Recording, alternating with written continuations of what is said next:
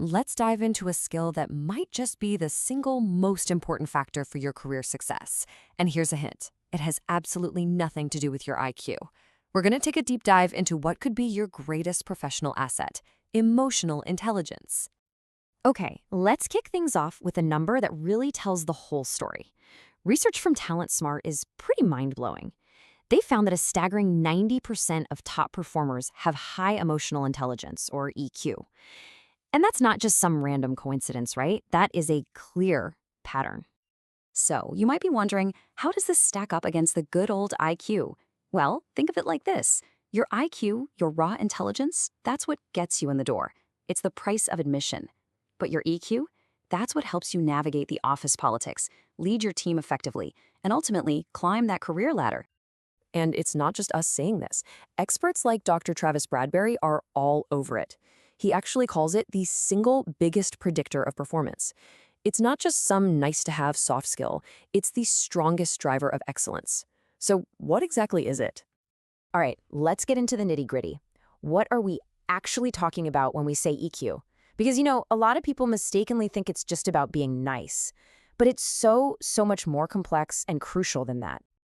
At its very core, EQ is about recognizing, understanding, and managing emotions. And that's not just your own emotions, but the emotions of the people around you too.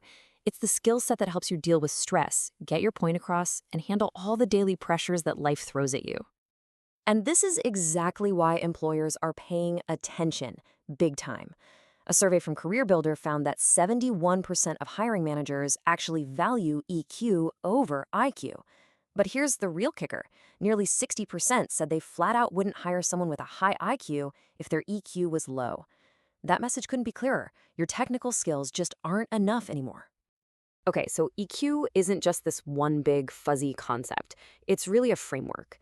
The best way to think about it is with these 4 interconnected pillars that all build on each other. Now, what's really cool about this is the flow.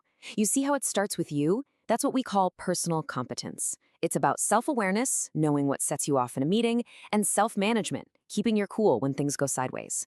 Then it moves outward to what we call social competence. That's social awareness, like noticing your team is burning out.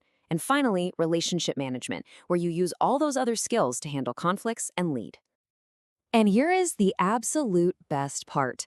Unlike your IQ, which is pretty much stable throughout your life, your EQ is not fixed at all. It's a skill. And like any skill, you can train it, you can develop it. So let's talk about how you can actually do that.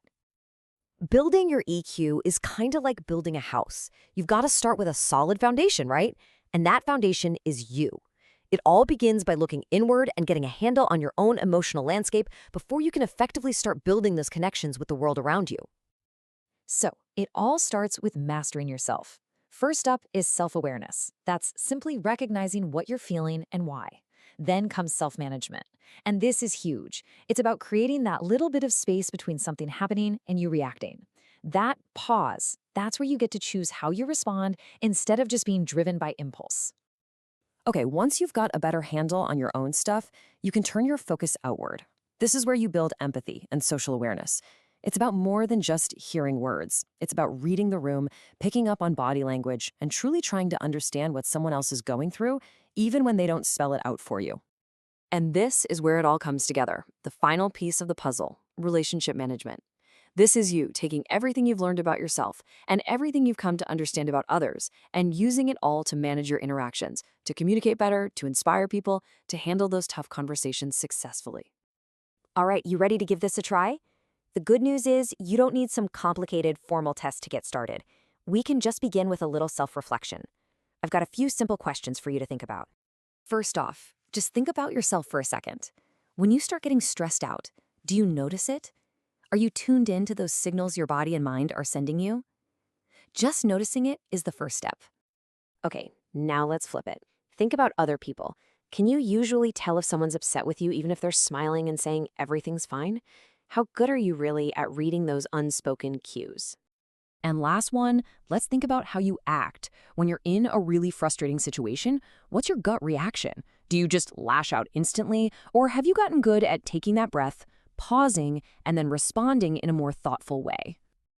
Just taking the time to honestly answer these kinds of questions, That's it. That's the foundational work. That's how you start building your EQ. It all begins right there with that self-reflection. It's not about judging yourself, just observing. And I want to leave you with this final thought. We live in a world where AI and automation are handling more and more of our technical tasks. So what's left for us? What's our most human advantage? Well, it's this stuff. It's our ability to connect, to empathize, and to lead. Your emotional intelligence might just be the most durable, future-proof skill you've got.